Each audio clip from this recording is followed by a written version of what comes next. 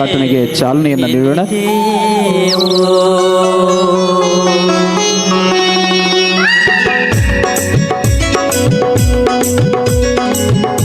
Professor Lokanath N sir ಅವರು, ಕುಲಸಚಿವರು, ಬೆಂಗಳೂರು ಉತ್ತರ ವಿಶ್ವವಿದ್ಯಾಲಯದ ಮೌಲ್ಯಮಾಪನ ವಿಭಾಗ, ಇವರು ನಮ್ಮನ್ನೆಲ್ಲ ಉದ್ದೇಶಿಸಿ ತಮ್ಮ ಹಿತನುಡಿಗಳನ್ನು ನುಡಿಬೇಕು ಅಂತ ಹೇಳಿ ಕೋರ್ತಾ ಇದ್ದೀನಿ.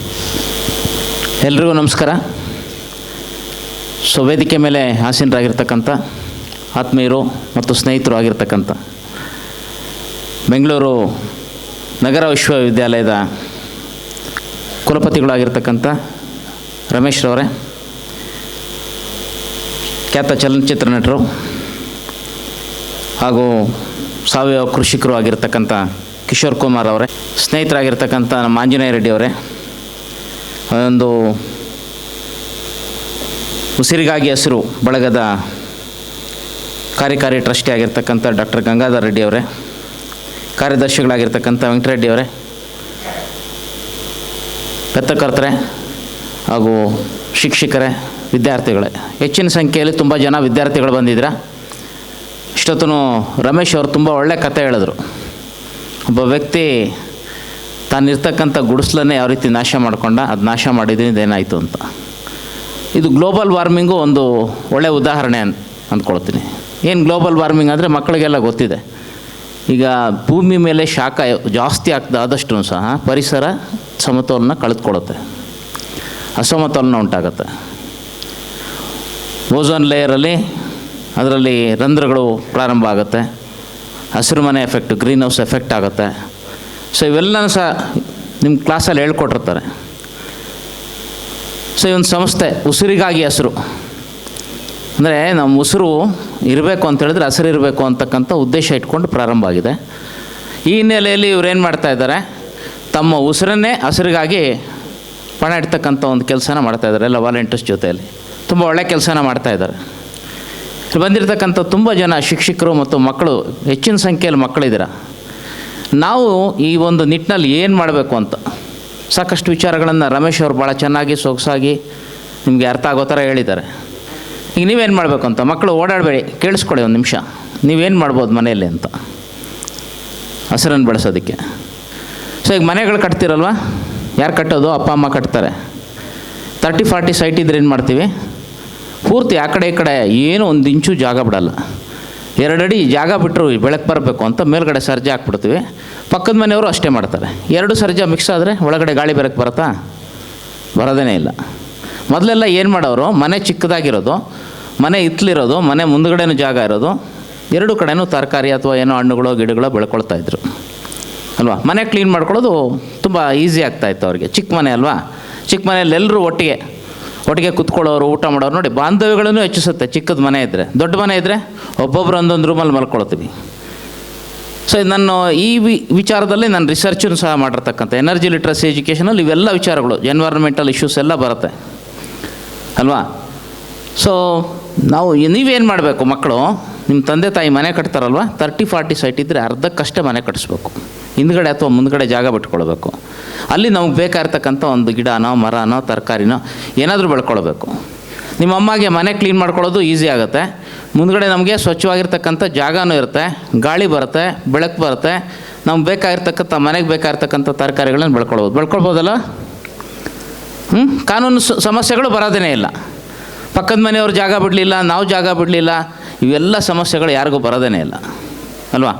ಇನ್ನೊಂದು ಏನು ಮಾಡ್ಬೋದು, ನಿಮ್ಮ ಮನೆಗೆ ಹಾಲು ಪಾಕೆಟ್ ಬರುತ್ತಲ್ವ, ಬೆಳಗ್ಗೆ ಎಣ್ಣೆ ಪಾಕೆಟ್ ಬರುತ್ತಲ್ವ, ಬೇರೆ ಬೇರೆ ಏನು ತಂದರೂ ಎಲ್ಲ ಪ್ಲಾಸ್ಟಿಕ್ ಕವರ್ಸ್ ಬರುತ್ತಲ್ವ. ಏನು ಮಾಡ್ತೀರಾ, ಪ್ಲಾಸ್ಟಿಕ್ ಕವರ್ಸ್ನೆಲ್ಲ ತೊಗೊಂಡೋಗಿ ಬಿಸಾಕ್ತೀರಾ. ಅದು ಎನ್ವೈರ್ಮೆಂಟಲ್ ಇಶ್ಯೂ ಆಗುತ್ತೆ, ಅದು ಕೊಳೆಯೋದಿಲ್ಲ, ಅದರಿಂದ ರೋಗ ರುಜಿನಗಳು ಪ್ರಾರಂಭ ಆಗುತ್ತೆ. ಪ್ಲಾಸ್ಟಿಕ್ಗೆ ಯೂಸ್ ಮಾಡಬೇಡಿ ಅಂತ. ಎಷ್ಟೇ ಪ್ಲಾಸ್ಟಿಕ್ ಯೂಸ್ ಮಾಡಬೇಡಿ ಅಂದ್ರೂ ಸಹ ಪ್ಲಾಸ್ಟಿಕ್ ಕವರ್ಸ್ ನಿಮ್ಮ ಮನೆಗೆ ಬಂದೇ ಬರುತ್ತೆ. ಅದನ್ನೇನು ಮಾಡಿ ಅಂದರೆ, ಖಾಲಿ ಆದಮೇಲೆ ಈಗ ಹಾಲು ಪಾಕೆಟ್ ಬಂತು, ಕಟ್ ಮಾಡಿಬಿಟ್ಟು ಮೇಲ್ಗಡೆ ಅದು ಬಾಯಿ ಇರ್ತವಲ್ಲ, ಬಾಯಿ ಮಾತ್ರ ಕಟ್ ಮಾಡಿಬಿಟ್ಟು ಹಾಗೆ ಇಟ್ಕೊಳ್ಳಿ.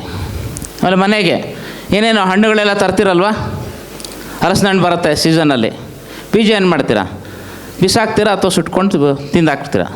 ಒಂದಷ್ಟು ಬೀಜ ಇಟ್ಕೊಳ್ಳಿ, ಅರ್ಥ ಆಯ್ತಲ್ವಾ. ಆ ಬೀಜನಾಗೆ ಇಟ್ಕೊಳ್ಳಿ. ಮಾವಿನಕಾಯಿ ತರ್ತೀರಾ, ಮಾವಿನಕಾಯಿ ಬೀಜ ಇಟ್ಕೊಳ್ಳಿ. ಸಪೋಟ ತರ್ತೀರಾ, ಈ ಥರದ್ದು ಏನೇನೋ ಹಣ್ಣುಗಳೆಲ್ಲ ತರ್ತಿರಲ್ವ, ಆ ಬೀಜ ಹಾಗೆ ಇಟ್ಕೊಳ್ಳಿ. ಸೊ ಆ ಕವರ್ ಒಳಗಡೆ ಒಂದಷ್ಟು ಸ್ವಲ್ಪ ಮಣ್ಣು ತುಂಬಿಸಿ ಒಂಚೂರು ಎಲ್ಲ ಗೊಬ್ಬರ ಸಿಕ್ಕಿದ್ರೆ ಹಾಕಿ, ಇಲ್ಲದೇ ಇದ್ದರೆ ಆ ಮಣ್ಣೊಳಗಡೆ ಆ ಬೀಜ ಇಡ್ತಕ್ಕಂಥದ್ದು.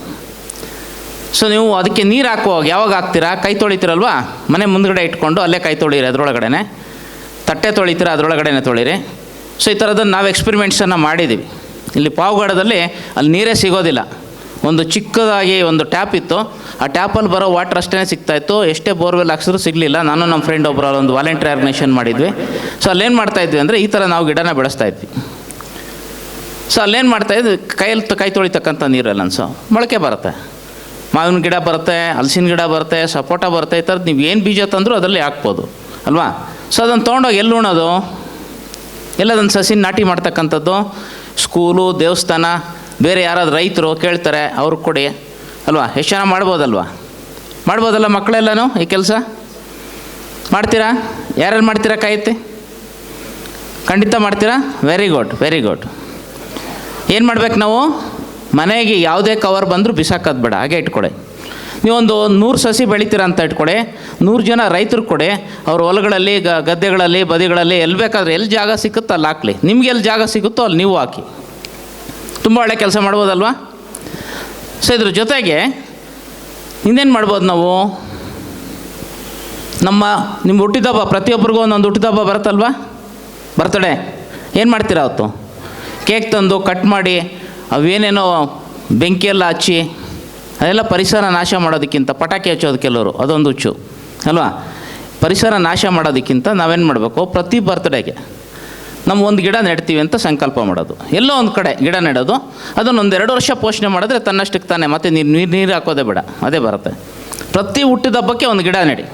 ಎಷ್ಟು ಜನ ನೆಡ್ತೀರಾ? ಕೈ ಎತ್ತಿ. Very good. ಇವತ್ತಿಂದ ಎಲ್ಲರೂ ನೆಡ್ತೀರಲ್ವಾ? ಸೊ ಇಷ್ಟು ಮಾಡಿದ್ರೆ ನೀವೊಂದು 3 ವರ್ಷ ಈ ಥರ ಮಾಡೋ ಅಷ್ಟೊತ್ತಿಗೆ 3 ವರ್ಷಕ್ಕೆ ಆ ಮರಗಳೆಲ್ಲ ದೊಡ್ಡದಾಗ್ಬಿಟ್ರುತ್ತೆ. 3-4 ವರ್ಷ ಬೆಳೆಯೋ ಅಷ್ಟೊತ್ತಿಗೆ ಅಲ್ವಾ. ಪರಿಸರನ ಯಾರು ಎಲ್ಲೂ ಹೋಗ್ಬೇಕಾ ಬೆಳೆಸ್ಬೇಕಲ್ಲ, ನಾವು ಇರೋ ಕಡೆನೇ ಬೆಳೆಸ್ಕೊಳ್ಬೋದು. ಇಲ್ಲೊಬ್ಬರು SJCIT ಕಾಲೇಜ್ ಇದೆಯಲ್ವಾ, Swamiji college, engineering college, Ningappa ಅಂತ ಪ್ರಿನ್ಸಿಪಾಲ್ ಇದ್ದರು. ಫಸ್ಟ್ ಪ್ರಿನ್ಸಿಪಾಲ್ ಅವರೇನೆ, ಫೌಂಡರ್ ಪ್ರಿನ್ಸಿಪಾಲು. ಅವ್ರು ಅಲ್ಲಿರ್ತಕ್ಕಂಥ ಇಂಜಿನಿಯರಿಂಗ್ ಮಕ್ಕಳಿಗೆ ಅವ್ರ ಬರ್ತ್ಡೇಗೆ ಪ್ರತಿದಿನ ಸಹ ಕ್ಯಾಂಪಸ್ ಒಳಗಡೆ ಒಂದು ಗಿಡ ಉಣಿಸ್ತಕ್ಕಂಥದ್ದು, ಅಲ್ಲಿ ಗಿಡ ನೆಡೆಸ್ತಕ್ಕಂಥದ್ದು, ಆ ಗಿಡ ನೆಟ್ಟು ಅದನ್ನ ಪೋಷಣೆ ಮಾಡ್ತಕ್ಕಂಥ ಜವಾಬ್ದಾರಿ ಅವರಿಗೆ ಕೊಡೋರು. ಇವತ್ತು ನೋಡಿ ಎಷ್ಟು ದೊಡ್ಡ ವನತ್ತರ ಆಗಿದೆ ಅಲ್ಲಿ ಅಲ್ವಾ. ಸೊ ಈ ಸಂಕಲ್ಪನ ನಾವು ಮೇಷ್ಟ್ರುಗಳು ನಾವೂ ಸಹ ಮಾಡ್ಬೋದು. ಮಕ್ಕಳ ಬರ್ತ್ಡೇ ದಿವಸ ಗಿಡನ ಉಣಿಸ್ತಕ್ಕಂಥದ್ದು, ಅಲ್ಲಿ ಗಿಡ ನೆಡೆಸ್ತಕ್ಕಂಥ ಒಂದು ಕೆಲಸ ಮಾಡಿದ್ರೆ ಖಂಡಿತವಾಗ್ಲೂ ನಮ್ಮ ಸುತ್ತಮುತ್ತಲಿರ್ತಕ್ಕಂಥ ಪರಿಸರ ಹಾಳಾಗೋದಿಲ್ಲ. ಇವರೇನು ಉಸಿರಿಗಾಗಿ ಹಸಿರು ಬೆಳೆಸ್ತಾ ಇದ್ದಾರೆ, ಸೊ ಅದನ್ನು ಮಕ್ಕಳಿಗೆ ಈ ಥರ ಹೇಳ್ಕೊಡೋದ್ರ ಮುಖಾಂತರ ನಾವು ಮಾಡಬೇಕು. ನಾವು ಮಾಡಲ್ಲಾಗಿರಬೇಕು, ಅವ್ರಿಗೂ ಮಾಡಬೇಕು. ಸೊ ಅದನ್ನು ಮಾಡಿದ್ರೆ ಖಂಡಿತವಾಗ್ಲೂ ಸಹ ನಾವು ಇದನ್ನು ಬೆಳೆಸ್ಕೊಂಡು ಹೋಗ್ಬೋದು. ಇದ್ರ ಜೊತೆಗೆ ಇನ್ನೇನು ಮಾಡ್ಬೋದು ನಾವು, ಮಕ್ಕಳು ನೀವು ದೊಡ್ಡವ್ರು ಆದ ತಕ್ಷಣ ನಿಮಗೆ ನಂಗೆ ಗಾಡಿ ಬೇಕು, ಯಾವುದೋ 2 ವೀಲರೋ 4 ವೀಲರೋ ಯಾವುದೋ ಬೇಕು. ಅದಕ್ಕೇನು ಹಾಕ್ತೀವಿ, ಪೆಟ್ರೋಲು ಡೀಸೆಲ್ ಹಾಕ್ತೀವಿ ಅಲ್ವಾ. ಅದೆಲ್ಲ ಏನಾಗುತ್ತೆ ಅಂತ ಹೇಳಿದ್ರೆ ಗ್ಲೋಬಲ್ ವಾರ್ಮಿಂಗ್ ಜಾಸ್ತಿ ಮಾಡುತ್ತೆ, ಅದ್ರ ಜೊತೆಗೆ ಪರಿಸರನ ನಾಶ ಮಾಡುತ್ತೆ, ವಾತಾವರಣನ ಕೆಡಿಸುತ್ತೆ ಅಲ್ವಾ. ಸೊ ಇವನ್ನು ಯೂಸ್ ಮಾಡದೆ ನಾವು ಇರೋದಕ್ಕೆ ಸಾಧ್ಯನೇ ಇಲ್ಲ. ಅಟ್ಲೀಸ್ಟ್ ಅದ್ರ ಬಳಕೆನಾದರೂ ಕಡಿಮೆ ಮಾಡ್ಬೋದಲ್ವಾ. ಬೆಳಗ್ಗೆ ಎಲ್ಲೋ ಎಷ್ಟೋ ಜನಕ್ಕೆ ಸೈಕಲ್ಲು ಇದೆ ತಾನೇ, ಚಿಕ್ಕ ಮಕ್ಳಿಗೆ ಸೈಕಲ್ ಕೊಡಿಸಿರ್ತಾರೆ. ಸೊ ಆ ಸೈಕಲನ್ನು ದೊಡ್ಡವರಾದ್ಮೇಲೂ ಸಹ ನೀವು ಯೂಸ್ ಮಾಡ್ತಕ್ಕಂಥದ್ದನ್ನು, ದೊಡ್ಡ ಸೈಕಲ್ ತೊಗೊಳ್ಳಿ ಬೇಡ ಅಂತೇಳಿಲ್ಲ ಅಲ್ವಾ, ಸೈಕಲನ್ನು ಯೂಸ್ ಮಾಡ್ತಕ್ಕಂಥದ್ದನ್ನು. ಸೊ ನಾವು ಈ ಕೆಲಸನ ನಾವು ಒಂದಷ್ಟು ಜನ ಬೆಳಗ್ಗೆ ಯೋಗಾಗೆ ಹೋಗ್ತೀವಲ್ಲ, ನಮ್ಮ ಸ್ನೇಹಿತರೆಲ್ಲ ಸೇರಿಕೊಂಡು ಈ ಕೆಲಸನ ಸಾಕಷ್ಟು ವರ್ಷ ನಾವು ಪಾಲನೆ ಮಾಡ್ತಾ ಬಂದಿದ್ವಿ. ನಮ್ಮನೇಲಿ ಇವತ್ತು ಹಳೆ ಸೈಕಲ್ ಒಂದಿದೆ, ರ್ಯಾಲಿ ಸೈಕಲ್, ಇವತ್ತು ಅದನ್ನು ಇಟ್ಕೊಂಡಿದ್ವಿ. ಬೆಳಗ್ಗೆ ಅಟ್ಲೀಸ್ಟ್ 8 ಗಂಟೆ 9 ಗಂಟೆವರೆಗೂನಾದರೂ ನಾವು ಸೈಕಲ್ ತುಳಿತಕ್ಕಂಥದ್ದು. ಕೆಲಸಕ್ಕೆ ಹೋಗೋದಕ್ಕೆ ಮೊದಲು ಏನು ಮಾಡೋದು, ಬೆಳಗ್ಗೆ ಎದ್ದಾಗ ಫೀಲ್ಡ್ಗೆ ಹೋಗ್ತೀವಿ, ಸೈಕಲಲ್ಲಿ ಹೋಗೋದು, ತರಕಾರಿ ತರಕ್ಕೆ ಸೈಕಲಲ್ಲಿ ಹೋಗೋದು. ಸೊ ಈ ಥರ ಮಾಡೋದ್ರಿಂದ 100 ಗ್ರಾಮ್ ಪೆಟ್ರೋಲ್ ಅಂತ ಉಳಿಯುತ್ತಲ್ವ. ನಾವು ದೊಡ್ಡವರು ಮಾಡ್ಬೋದು ಈ ಕೆಲಸನ. 100 ಗ್ರಾಮ್ ಪೆಟ್ರೋಲ್ ಉಳಿಯುತ್ತೆ ತಾನೆ. ಪ್ರತಿಯೊಬ್ಬರು 100 ಗ್ರಾಮ್ ಪೆಟ್ರೋಲ್ ಉಳಿಸಿದ್ರೆ, ಆ ಪೆಟ್ರೋಲ್ ಸುಡೋದನ್ನು ಉಳಿಸೋದ್ರಿಂದ, ಪರಿಸರಕ್ಕೆ ಹಾನಿ ಮಾಡೋದ್ರಿಂದ ಎಷ್ಟೋ ಲಕ್ಷಾಂತರ ಲೀಟ್ರ್ ಪೆಟ್ರೋಲನ್ನು ಪ್ರತಿಯೊಬ್ಬರೂ ಸಹ ಪ್ರತಿ ದೇಶದಲ್ಲೂ ಸಹ ಉಳಿಸೋದಕ್ಕೆ ಸಾಧ್ಯ ಇದೆ. ನಾವು ಫಾರಿನ್ ಎಕ್ಸ್ಚೇಂಜು ಕೊಡಬೇಕಾಗಿಲ್ಲ, ಬೇಕಾದಷ್ಟು ನಮಗೆ ನಮ್ಮಲ್ಲಿ ತಯಾರಾಗ್ತಕ್ಕಂಥ ಪೆಟ್ರೋಲು ಡೀಸೆಲೇ ನಮ್ಗೆ ಸಾಕಾಗುತ್ತೆ. ಸೊ ಈ ಕೆಲಸನ ನಾವು ಸಂಕಲ್ಪ ಮಾಡಿಕೊಂಡು ಮಾಡಿದಾಗ ಖಂಡಿತವಾಗ್ಲೂ ಸಹ ಪರಿಸರನ ಉಳಿಸ್ತಕ್ಕಂಥ ಕೆಲಸ ಮಾಡ್ಬೋದು.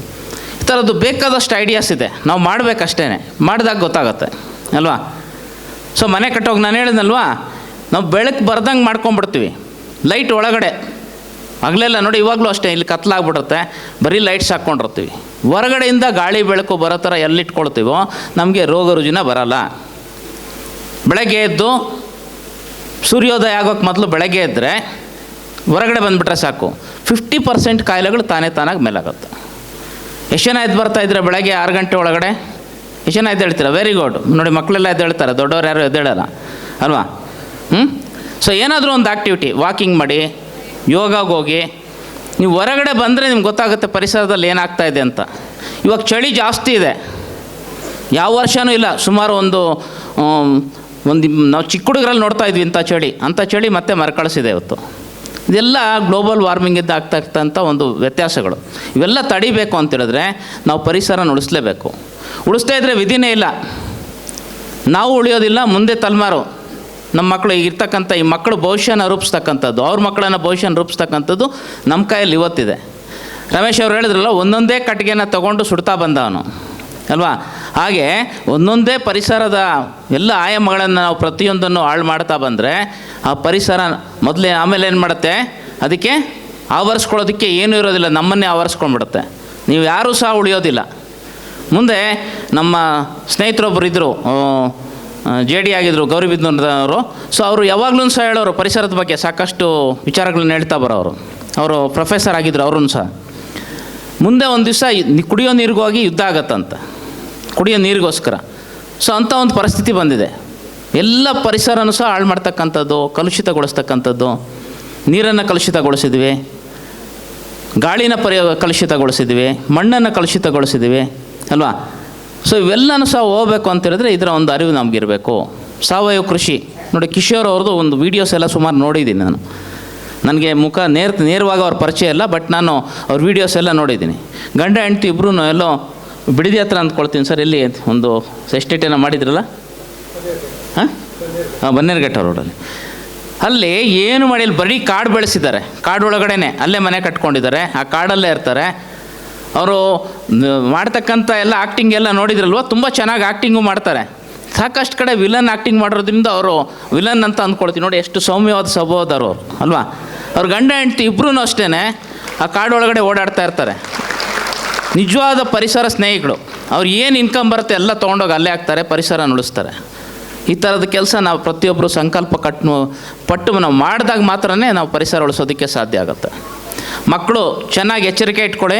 ನೀವು ಗಿಡ ಮರ ನೀವನ್ನು ಪ್ರೀತಿಸಲಿಲ್ಲ, ಅದನ್ನು ಬೆಳೀಲಿಲ್ಲ, ಅದನ್ನು ಬೆಳೆಸಲಿಲ್ಲ ಅಂತ ಹೇಳಿದ್ರೆ ಖಂಡಿತವಾಗ್ಲೂ ಸಹ ಮುಂದೆ ಒಂದು ದಿನ ಇವಾಗಲೇ ಎಷ್ಟೆಲ್ಲ ರೋಗಗಳು, ಹೊಸ ರೋಗಗಳೆಲ್ಲ ಬಂದುಬಿಟ್ಟಿದೆಯಲ್ವ.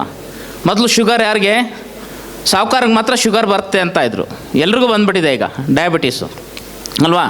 ರಕ್ತದೊತ್ತಡ, ಟೆನ್ಷನ್ ಬದುಕು. ಈ ಟೆನ್ಷನ್ ಬದುಕನ್ನು ಕಡಿಮೆ ಮಾಡ್ತಕ್ಕಂಥದ್ದು ಕಿಶೋರ್ ಅವ್ರನ್ನ ಕೇಳಿ. ಅವ್ರು ಕಾಡಲ್ಲಿ ಹೋಗಿದ್ದರೆ ಒಂಚೂರು ಟೆನ್ಷನ್ ಆಗೋಲ್ಲ. ಇಲ್ಲಿ ನಾನು ಇವಾಗ ಒಂದು 4 ಎಕರೆ ಜಮೀನಲ್ಲಿ ಕೆಲಸನ ಮಾಡ್ತಾಯಿದ್ವಿ. ಅಲ್ಲಿ ಇರ್ತಕ್ಕಂಥ ಕಾಡನ್ನು ಬೆಳೆಸ್ತಕ್ಕಂಥದ್ದು, ಮರಗಳನ್ನು ಹಾಕ್ತಕ್ಕಂಥ. ಅಲ್ಲಿ ಹೋಗಿ ಇದ್ಬಿಟ್ರೆ ಬೆಳಗ್ಗೆಯಿಂದ ಸಂಜೆವರೆಗೂ ಅಲ್ಲೇ ಇರಬೇಕು ಅನಿಸುತ್ತೆ, ಹೊರಗಡೆ ಬರೋಕ್ಕೆ ಸಾಧ್ಯನೇ ಇಲ್ಲ.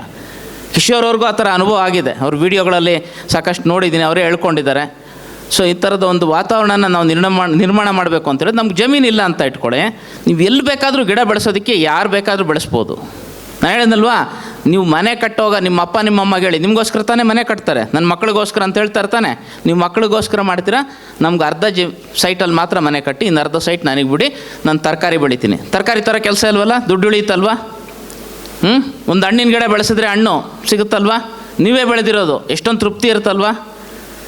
ಅದಕ್ಕೆ ನಾವೇನು ಪೆಸ್ಟಿಸೈಡ್ಸ್ ಹಾಕೋದಿಲ್ಲ, ಏನಿಲ್ಲ. ಮನೇಲಿ ಸಿಗ್ತಕ್ಕಂಥ ಗೊಬ್ಬರ ಏನು ನೀವು ತರಕಾರಿಗಳು ಅದೆಲ್ಲ ಬಿಡಿಸಿರ್ತಕ್ಕಂಥದ್ದು, ಅದನ್ನೇ ಗೊಬ್ಬರ ಮಾಡ್ಕೊಂಡು ಅದನ್ನೇ ಉಪಯೋಗಿಸ್ಕೊಳ್ಬೋದು ಅಲ್ವಾ? ಸೊ ಇಂಥ ಒಂದು ಕೆಲಸನ ನೀವೆಲ್ಲರೂ ಸಹ ಮಾಡ್ತೀರಾ ಅಂತ ಹೇಳಿ. ಸೊ ಪರಿಸರದ ಬಗ್ಗೆ ಸಾಕಷ್ಟು ಜನ ಮಕ್ಕಳಿರೋದಕ್ಕೆ ಈ ವಿಚಾರನ ನಾನು ಹೇಳಿದೆ. ದೊಡ್ಡ ಭಾಷಣ ಮಾಡಿದ್ರೆ ಬರೋದಿಲ್ಲ, ಭಾಷಣದಿಂದ ಏನೂ ಸಾಧ್ಯ ಆಗೋದಿಲ್ಲ. ನಾವು ಇದನ್ನು ಕಾರ್ಯರೂಪಕ್ಕೆ ತರಬೇಕು. ಸೊ ಅಂಥ ಒಂದು ಕೆಲಸನ ಉಸಿರಿಗಾಗಿ ಹಸಿರು ಬೆಳಗ ಅವರ ಉಸಿರನ್ನೇ ಇದಕ್ಕೆ ಪಣವಾಗಿಟ್ಟು ಎಲ್ಲ ಕಡೆನೂ ಹಸಿರು ಬೆಳೆಸಬೇಕು ಅಂತಕ್ಕಂಥ ಒಂದು ವಾತಾವರಣನ ನಿರ್ಮಾಣ ಮಾಡೋದಕ್ಕೆ ಹೊರಟಿದ್ದಾರೆ. ಅವ್ರಿಗೆ ಶುಭ ಆಗಲಿ. ನನ್ನನ್ನು ಕರೆದು ಯೂನಿವರ್ಸಿಟಿಗೆ ಬಂದರು. ನನ್ನ ಗಂಗಾಧರ್ ರೆಡ್ಡಿ ಅವ್ರ ಪರಿಚಯ ಇರಲಿಲ್ಲ. ಸೊ ಆಮೇಲೆ ಪರಿಚಯ ಆಯಿತು. ತುಂಬ ಒಳ್ಳೆ ಕೆಲಸ ಮಾಡ್ತಾಯಿದ್ದಾರೆ. ಹಾಗಾಗಿ ಇವತ್ತು ತುಂಬ ಇಂಪಾರ್ಟೆಂಟ್ ಕೆಲಸ ಇದ್ರೂ ಸಹ ನಾನು ಬಂದೆ. ಮುಖ್ಯವಾಗಿ ಏನು ಅಂತ ಹೇಳಿದ್ರೆ, ರಮೇಶ್ ಅವರು ಅವ್ರ ಮಾತು ಕೇಳಿರಲಿಲ್ಲ, ಅವ್ರನ್ನ ಸ್ನೇಹಿತರು ಅವ್ರ ಮಾತು ಕೇಳಿರಲಿಲ್ಲ. ಅವ್ರು ಬರ್ತಾರೆ ಅನ್ನೋ ಕಾರಣಕ್ಕೆ ನಾನು ಸಹ ಬಂದೆ. ಸೊ ಬಂದಿದ್ದು ತುಂಬಾ ಒಳ್ಳೆಯದಾಯಿತು. ಇಷ್ಟು ಜನ ಮಕ್ಕಳೆಲ್ಲ ಇದ್ದೀರಾ. ಸೊ ಎಲ್ಲರೂ ಮಾಡೋದು ಬೇಕಾಗಿಲ್ಲ, ಮಕ್ಕಳು ಸಂಕಲ್ಪ ಮಾಡಿದ್ರೆ ಈ ದೇಶನ ಇಂದಿನ ಮಕ್ಕಳೇ ಮುಂದಿನ ಪ್ರಜೆಗಳು ಅಲ್ವಾ? ಗೊತ್ತಿದೆಯಲ್ವಾ? ಸೊ ನೀವು ಸಂಕಲ್ಪ ಮಾಡಿದ್ರೆ ಖಂಡಿತವಾಗ್ಲೂ ಈ ಒಂದು ಕಾರ್ಯಕ್ರಮಕ್ಕೆ ಅರ್ಥ ಬರುತ್ತೆ ಅಂತ ಹೇಳ್ತಾ ನನಗೆ ಅವಕಾಶ ಕಲ್ಪಿಸಿದ್ದಕ್ಕೆ ಎಲ್ರಿಗೂ ಸುಮನ್ಸಿ ನನ್ನ ಮಾತನ್ನು ಮುಗಿಸ್ತಾ ಇದ್ದೀನಿ. ಜೈ ಹಿಂದ್, ಜೈ ಕರ್ನಾಟಕ ಮಾತು.